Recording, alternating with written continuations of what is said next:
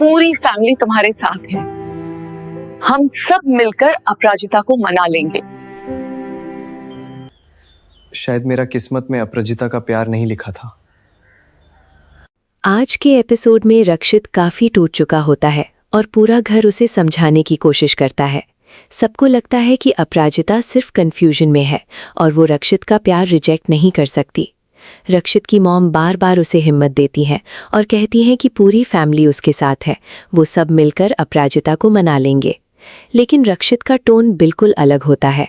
वो क्लियरली कह देता है कि अपराजिता उससे प्यार ही नहीं करती और किसी भी रिलेशनशिप को ज़बरदस्ती नहीं बनाया जा सकता। ये सुनकर घर वाले शॉक हो जाते हैं क्योंकि रक्षित पहली बार इतना हेल्पलेस नजर आता है।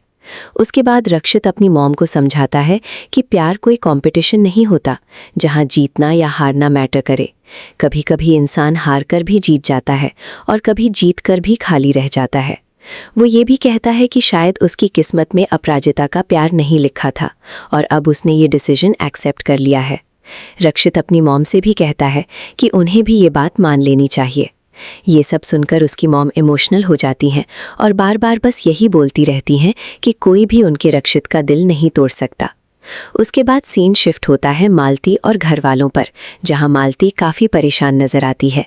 वो अप्पू को लेकर टेंशन में होती है और कहती है कि आज तो सब उसके साथ हैं, लेकिन कल जब आरू की शादी हो जाएगी और अविनाश भी अपनी लाइफ में बिजी हो जाएगा तब अप्पू अकेली रह जाएगी। मालती को डर लगता है कि उसकी बेटी फ्यूचर में कैसे संभालेगी सब कुछ। दूसरी तरफ अप्पू अपनी रूम में इमोशनल होती है और सोचती है कि उसके डिसीजन की वजह से उसके मॉम डैड कितने दुखी है। वो अंदर ही अंदर गिल्टी फील करती है, लेकिन फिर भी अपने डिसीजन पर स्ट्रांग रहने की कोशिश करती है।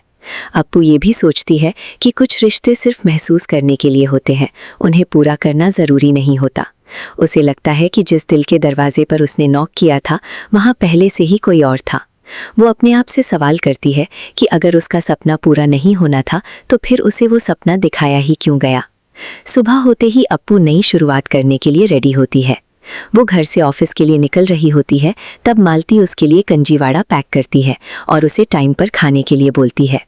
अप्पू की फैमिली उसे मोटिवेट करने की पूरी कोशिश करती है और उसे ऑल द बेस्ट बोलती है। घर के लोग भी उसकी हिम्मत बढ़ाते हैं और कहते हैं कि वो अपनी लाइफ दोबारा अच्छे से स्टार्ट करे। इसी बीच कॉलोनी वाले पूछते हैं कि क्या अप्पू वापस भोपाल जा रही है। तब अप्पू बताती है कि उसे इंदौर में एक कंपनी में जॉब मिल गई है और वो वहीं ज्वाइन करने जा रही है। ये सुनकर सब लोग सरप्राइज हो जाते हैं।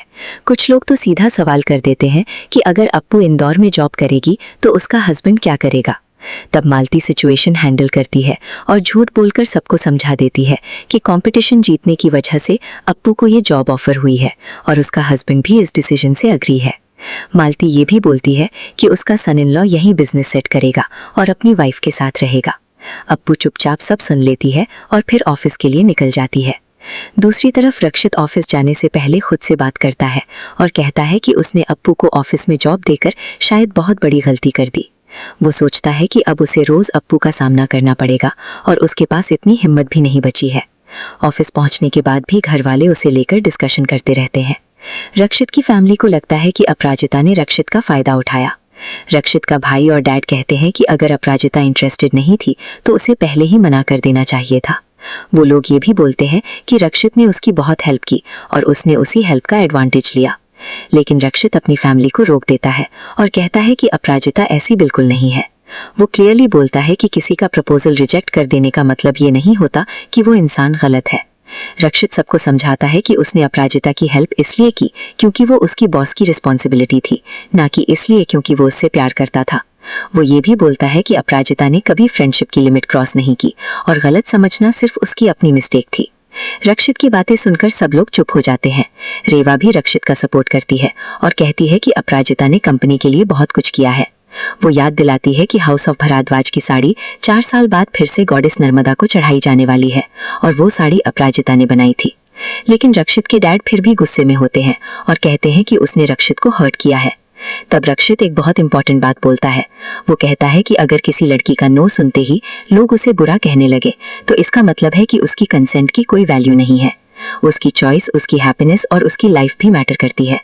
रक्षित ये मान लेता है कि अगर अपराजिता किसी और को पसंद करती है तो ये उसकी किस्मत है और वो उसके डिसीजन की रिस्पेक्ट करता है।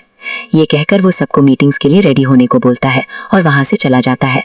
उसके जाते ही उसका भाई मजाक में कहता है कि घर में भी अपराजिता और ऑफिस में भी अपराजिता, मतलब रक्षित पूरी तरह फंस चुका है। उधर अप्पू अपनी फ्रेंड रश्मि से बात करती है और बताती है कि ललित को छोड़ने का डिसीजन सिर्फ उसके लिए नहीं बल्कि पूरी फैमिली के लिए प्रॉब्लम बन गया है। उसे टेंशन होती है कि सोसाइटी और लोग उसके घर वालों को क्या क्या बोलेंगे। रश्मि उसे मोटिवेट करती है और याद दिलाती है कि वो खुद सबको एडवाइस देती थी कि दूसरों की बातों को ज्यादा इंपॉर्टेंस मत दो, लेकिन अप्पू कहती है कि उसे अपने लिए नहीं अपनी फैमिली के लिए डर लग रहा है। उसे लगता है कि ललित की मॉम को सब सच पता चल गया होगा और फिर सीन सीधा ललित और उसकी मॉम पर शिफ्ट हो जाता है। ललित की मॉम उसे बुरी तरह डांट रही होती है। वो उसके बाल खींचकर उसे सुनाती है कि अगर वो शुरू से ही स्ट्रिक्ट रहता तो आज अप्पू उसके पैर दबा रही होती। वो ललित को वीक बोलती है और कहती है कि उसने अपनी वाइफ और ससुराल वालों की ज्यादा रिस्पेक्ट की, इसी वजह से आज उसकी इंसल्ट हुई है। ललित भी कंप्लेन करता है कि अप्पू ने सब सच अपनी फैमिली को बता दिया और पूरा घर उसके अगेंस्ट खड़ा हो गया, लेकिन उसकी मॉम को उस पर जरा भी सिंपैथी नहीं होती। वो उल्टा कहती है कि वो इसी इंसल्ट के लायक है। उसके बाद ललित की मॉम एक डेंजरस प्लान बनाती है। वो कहती है कि अप्पू के घर में सबसे वीक लिंक उसकी मदर इन लॉ है और अगर उन्हें अपनी साइड कर लिया गया तो पूरा घर टूट जाएगा। ललित की मॉम क्लियरली बोलती है कि वो लोग अप्पू और उसकी फैमिली को चैन से नहीं जीने देंगे। वापस अप्पू के पास सीन आता है जहां वो रश्मि को बताती है कि उसे डर लग रहा है कि ललित और उसकी फैमिली इतनी आसानी से हार नहीं मानेंगे। रश्मि फिर उसे कॉन्फिडेंस देती है और कहती है कि उसकी फैमिली बिल्कुल वीक नहीं है। वो याद दिलाती है कि किस तरह सबने मिलकर ललित को घर से भगा दिया था। रश्मि कहती है कि अगर ललित दोबारा अप्पू के पास आने की कोशिश करेगा तो सब मिलकर उसे फिर से बाहर निकाल देंगे। इसके बाद दोनों ऑफिस के लिए निकल जाते हैं क्योंकि अप्पू का पहला दिन होता है और वो लेट नहीं होना चाहती। ऑफिस पहुंचते ही एटमॉस्फेयर काफी इंटेंस हो जाता है। ईरा मैम ऑलरेडी गुस्से में होती हैं और एम्प्लॉइज को डिजाइन्स के लिए डांट रही होती हैं। तभी अप्पू वहां आती है और गुड मॉर्निंग विश करती है। ईरा मैम उसे देखकर पूछती हैं कि वो यहाँ क्या कर रही है क्योंकि कंपटीशन तो खत्म हो चुका है।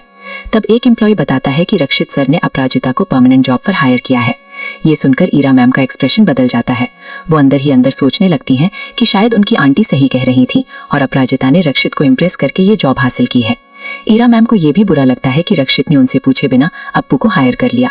वो तुरंत अप्पू को टारगेट करना शुरू कर देती हैं और कहती हैं कि पहले दिन ही लेट आना एक्सेप्टेबल नहीं है।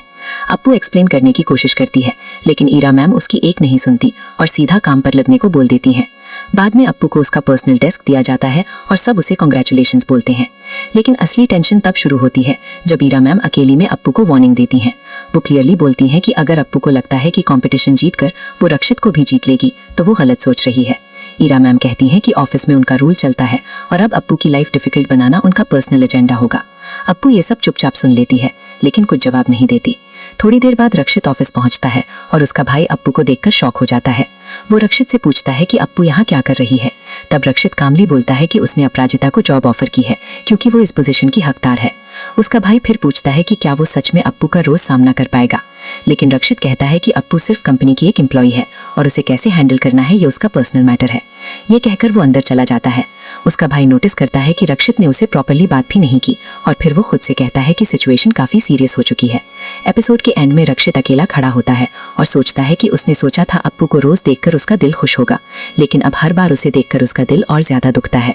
वो महसूस करता है कि जिस कहानी को उसने शुरू होने से पहले ही सपना समझा था वो कहानी शुरू होने से पहले ही खत्म हो गई। दूसरी तरफ अप्पू हाउस ऑफ भराद्वाज में एंट्री करते वक्त भगवान का शुक्रिया करती है कि उन्होंने उसे सेल्फ रिस्पेक्ट, फ्रीडम और नई जिंदगी शुरू करने की हिम्मत दी। लेकिन इसी के साथ ललित की आवाज भी सुनाई देती है जहां वो अपनी मॉम से कहता है कि वो अप्पू के बिना नहीं जी सकता और उसे वापस लौटा दिया जाए। इसी इमोशनल और टेंस मोमेंट के साथ एपिसोड खत्म हो जाता है। अगले एपिसोड में अप्पू ऑफिस में काफी नर्वस नजर आती है क्योंकि ईरा मैम उस पर और ज्यादा प्रेशर डालने वाली होती है। दूसरी तरफ रक्षित खुद को स्ट्रॉन्ग दिखाने की कोशिश करता है लेकिन अप्पू को हर रोज सामने देखकर उसके इमोशन कंट्रोल से बाहर जाने लगता है। घर में भी टेंशन बढ़ने वाली होती है क्योंकि ललित और उसकी मॉम चुप बैठने के मूड में नहीं होती। ललित की मॉम अप्पू की फैमिली को नीचा दिखाने का नया प्लान बनाती नजर आती है।